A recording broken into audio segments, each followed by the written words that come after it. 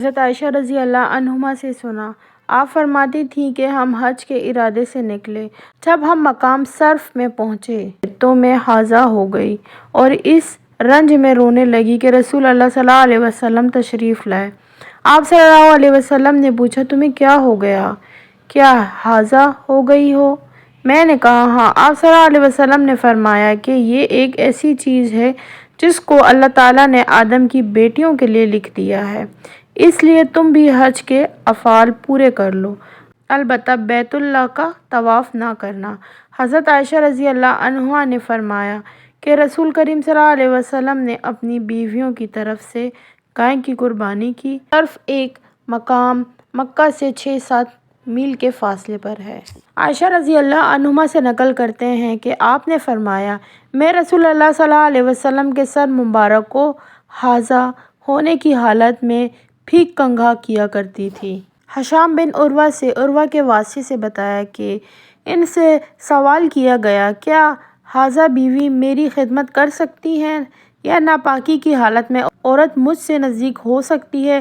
عروہ نے فرمایا، میرے نزدیک تو اس میں کوئی حرج نہیں ہے، اس طرح کہ عورتیں میری بھی خدمت کرتی ہیں اور اس میں کسی کے لیے بھی کوئی حرج نہیں، اس لیے کہ مجھے حضرت عائشہ رضی اللہ عنہما نے خبر دی کہ وہ رسول کریم صلی اللہ علیہ وسلم کو ہاذا ہونے کی حالت میں کنگھا کیا کرتی تھیں اور رسول اللہ صلی اللہ علیہ وسلم اس وقت مسجد میں معتکف ہوتے، آپ اپنا سر مبارک قریب کر دیتے اور حضرت عائشہ رضی اللہ عنہما اپنے حجرے ہی سے کنگھا کر دیتی حالانکہ وہ ہاذا ہوتی۔ عائشہ رضی اللہ عنہما نے ان سے بیان کیا کہ نبی کریم صلی اللہ علیہ وسلم میری گود میں سر رکھ کر قرآن مجید پڑھتے حالانکہ میں اس وقت حیض والی ہوتی تھی۔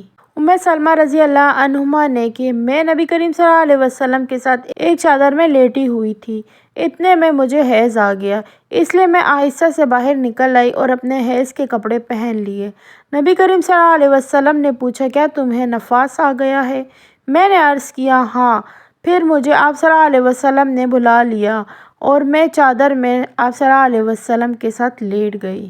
حضرت عائشہ رضی اللہ عنہما سے نقل کرتے ہیں کہ انہوں نے فرمایا، میں اور نبی کریم صلی اللہ علیہ وسلم ایک ہی برتن میں غسل کرتے تھے حالانکہ دونوں جنبی ہوتے، اور آپ صلی اللہ علیہ وسلم مجھے حکم فرماتے، پس میں آزار باندھ لیتی، پس آپ صلی اللہ علیہ وسلم میرے ساتھ مباشرت کرتے۔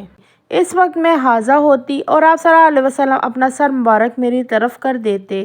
اس وقت آپ صلی اللہ علیہ وسلم اعتکاف میں بیٹھے ہوئے ہوتے اور میں حیض کی حالت میں ہونے کے باوجود آپ صلی اللہ علیہ وسلم کا سر مبارک دھو دیتی۔ حضرت عائشہ رضی اللہ عنہما سے کہ آپ نے فرمایا، ہم ازواج میں سے کوئی جب ہاذا ہوتی اس حالت میں رسول کریم صلی اللہ علیہ وسلم اگر مباشرت کا ارادہ کرتے تو آپ صلی اللہ علیہ وسلم آزار باندھنے کا حکم دے دیتے باوجود حیض کی زیادتی کے، پھر بدن سے بدن ملاتے۔ آپ نے کہا، تم میں ایسا کون ہے جو نبی کریم صلی اللہ علیہ وسلم کی طرح اپنی شہوت پر قابو رکھتا ہو؟ اس حدیث کی مطابقت خالد اور جریر نے شیبانی کی روایت سے کی ہے، یہاں بھی مباشرت سے ساتھ لیٹنا بیٹھنا مراد ہے۔ میمونہ سے سنا، انہوں نے کہا کہ جب نبی کریم صلی اللہ علیہ وسلم اپنی بیویوں میں سے کسی سے مباشرت کرنا چاہتے اور وہ حائضہ ہوتی تو آپ صلی اللہ علیہ وسلم کے حکم سے وہ پہلے آزار باندھ لیتی، اور سفیان نے شیبانی سے اس کو روایت کیا ہے۔ حضرت ابو سعید خدری رضی اللہ عنہ سے کہ آپ نے فرمایا کہ رسول کریم صلی اللہ علیہ وسلم عید الاضحیٰ اور عید الفطر میں عیدگاہ تشریف لے گئے، وہاں آپ صلی اللہ علیہ وسلم عورتوں کے پاس سے گزرے اور فرمایا، اے عورتوں کی جماعت، صدقہ کرو کیونکہ میں نے جہنم میں زیادہ تم ہی کو دیکھا ہے۔ انہوں نے کہا کہ یا رسول اللہ، ایسا کیوں؟ آپ صلی اللہ علیہ وسلم نے فرمایا کہ تم لعن طعن بہت کرتی ہو اور شوہر کی ناشکری کرتی ہو، باوجود عقل اور دین میں ناقص ہونے کے میں نے تم سے زیادہ کسی کو بھی ایک عقل مند اور تجربہ کار آدمی کو دیوانہ بنا دینے والا نہیں دیکھا۔ عورتوں نے عرض کی کہ ہمارے دین اور ہماری عقل میں نقصان کیا ہے یا رسول اللہ؟ آپ صلی اللہ علیہ وسلم نے فرمایا، کیا عورت کی گواہی مرد کی گواہی سے نصف نہیں ہے؟ انہوں نے کہا، جی ہاں۔ آپ صلی اللہ علیہ وسلم نے فرمایا، بس یہی اس کی عقل کا نقصان ہے۔ پھر آپ نے پوچھا کیا ایسا نہیں ہے کہ جب عورت حائضہ ہو تو نہ نماز پڑھ سکتی ہے نہ روزہ رکھ سکتی ہے؟ عورتوں نے کہا ایسا ہی ہے۔ آپ صلی اللہ علیہ وسلم نے فرمایا کہ یہی اس کے دین کا نقصان ہے۔ حضرت عائشہ رضی اللہ عنہما سے آپ نے فرمایا کہ ہم رسول کریم صلی اللہ علیہ وسلم کے ساتھ حج کے لیے اس طرح نکلے کہ ہماری زبانوں پر حج کے علاوہ اور کوئی ذکر ہی نہیں تھا۔ جب ہم مقام صرف پہنچے تو مجھے حیض آ گیا۔ اس غم سے میں رو رہی تھی کہ نبی کریم صلی اللہ علیہ وسلم تشریف لائے۔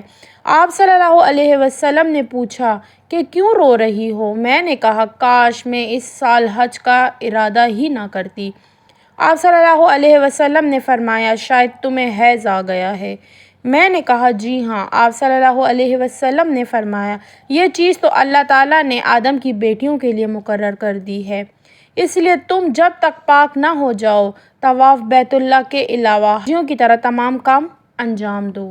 حضرت عائشہ رضی اللہ عنہما سے آپ نے بیان کیا کہ فاطمہ حبش کی بیٹی نے رسول کریم صلی اللہ علیہ وسلم سے کہا کہ یا رسول اللہ میں تو پاک ہی نہیں ہوتی تو کیا میں نماز بالکل چھوڑ دوں؟ حضور صلی اللہ علیہ وسلم نے فرمایا کہ یہ رگ کا خون ہے، حیض نہیں، اسی لیے جب حیض کے دن جن میں کبھی پہلے تمہیں عادتاً آیا کرتا تھا آئے تو نماز چھوڑ دیں، اور جب اندازے کے مطابق وہ دن گزر جائیں تو خون دھو ڈال اور نماز پڑھو۔ اسماء بنت ابی بکر صدیق رضی اللہ عنہا سے انہوں نے کہا کہ ایک عورت نے رسول کریم صلی اللہ علیہ وسلم سے سوال کیا۔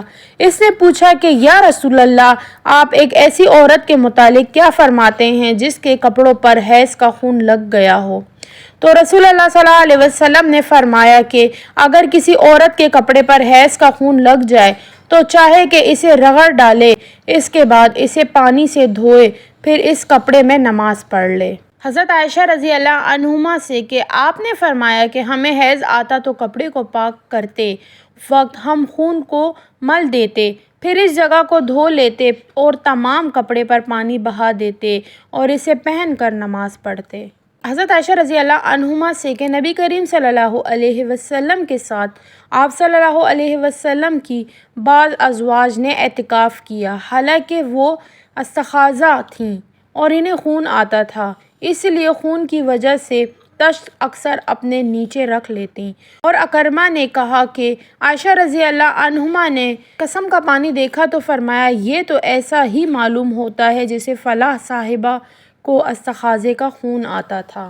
عائشہ رضی اللہ عنہما سے آپ نے فرمایا کہ رسول اللہ صلی اللہ علیہ وسلم کے ساتھ آپ صلی اللہ علیہ وسلم کی ازواج میں سے ایک نے اعتکاف کیا، وہ خون اور زردی نکلتے دیکھتی، تشت ان کے نیچے ہوتا اور نماز ادا کرتی تھی۔